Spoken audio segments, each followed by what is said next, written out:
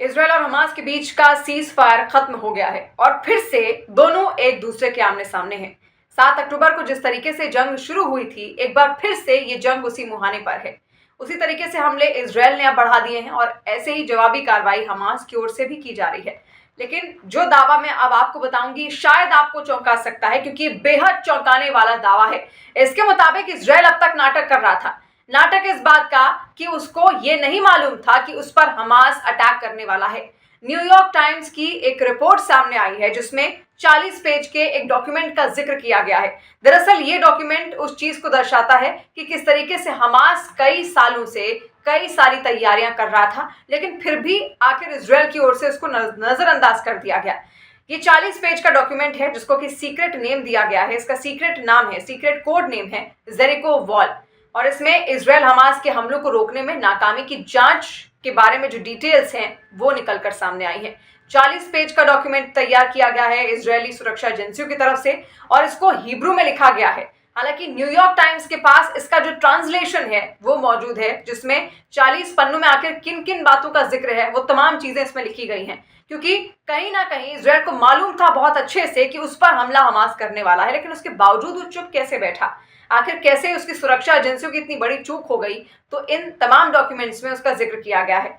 तो डॉक्यूमेंट में जिक्र है, किसी तारीख का जिक्र तो यहाँ पर नहीं किया गया, लेकिन ये बताया गया है साफ साफ कि गाजा पट्टी में जबरदस्त सैन्य तैयारियां चल रही थी और मकसद था इजरायली शहरों पर हमले के अलावा मिलिट्री बेस को भी टारगेट करना, इजरायली सेना को टारगेट करना। इसके अलावा रॉकेट दागने का इसमें जिक्र किया गया है और हमास का ड्रोन्स के जरिए सिक्योरिटी कैमरा कैसे उसने तबाह किए इसका भी जिक्र है। बॉर्डर पर मशीन गन से हमले का जिक्र है, पैराग्लाइडर्स का जिक्र है, बाइक्स और जमीनी रास्ते से हमास आखिर कैसे इजरायल के अंदर पहुंचा, उसके आतंकी अंदर पहुंचे और मशीन गन का इस्तेमाल करके ऐसे लोगों को उसने अगवा किया। इन तमाम चीजों का इसमें जिक्र किया गया है। इजरायली बॉर्डर के अंदर आखिर वो कैसे दाखिल हुए, इन तमाम चीजों का जिक्र यहाँ पर किया गया है। इसके अलावा इजरायली मिलिट्री को इन तमाम चीजों की जानकारी थी। तो यही सवाल उठता है कि आखिर इजरायली मिलिट्री को अगर इसकी जानकारी थी तो कैसे इतनी बड़ी चूक हो गई। क्या इजरायल को पहले से ही मालूम था कि इस पर हमले किए जा रहे हैं, क्योंकि वहां के कई सारे सैन्य अधिकारी हैं जिन्होंने बड़े दावे किए हैं और उस दावे के मुताबिक वहां पर जितनी सुरक्षा एजेंसियां थी उनको मालूम था कि हमास तैयारी कर रहा है और उस पर हमले कर सकता है। वहां की जो डिवीजन है जो गाजा बॉर्डर पर उसकी निगरानी करती है, उस डिवीजन के एक एनालिस्ट हैं जिन्होंने पहले ही उस डिवीजन को ये संकेत दे दिए थे कि हमास उन पर बड़े हमले करने वाला है।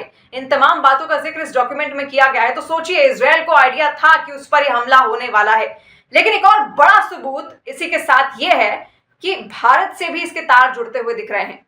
2 साल पहले की बात है। दरअसल हमास के आतंकियों ने 2 साल पहले से ही फंड इकट्ठा करना शुरू कर दिया था और इसके लिए उन्होंने हैकिंग का प्रयोग किया, यानी कि साइबर क्राइम करने की कोशिश की, जिसके बाद से उनके पास काफी सारा जो फंड था वो इकट्ठा हो गया था। इस बात का इशारा और इस बात का पता तब चला जब दिल्ली के पश्चिम विहार के रहने वाले एक कारोबारी के जो अकाउंट था वो भी उनके निशाने पर आ गया था। इस अकाउंट में जो उनके पास क्रिप्टो करेंसी का वॉलेट था, जो क्रिप्टो करेंसी का अकाउंट था, उससे 30 लाख की सेंधमारी हुई थी और बाद में पता चला कि जितना भी पैसा यहाँ से निकला है वो हमास के अकाउंट्स में गया है। तो बड़ा खुलासा यहाँ पर किया गया था। उसके अलावा इसकी जानकारी मोसाद को भी दी गई थी। उस दौरान मोसाद ने भी ये जानकारियां वापस भारत तक पहुंचाई थी कि वहां पर कई सारे ऐसे अकाउंट्स हैं जो कि हमास के नाम पर ही रजिस्टर हो रहे हैं और जो पैसा है वो सीधे सीधे हमास को ही जा रहा है।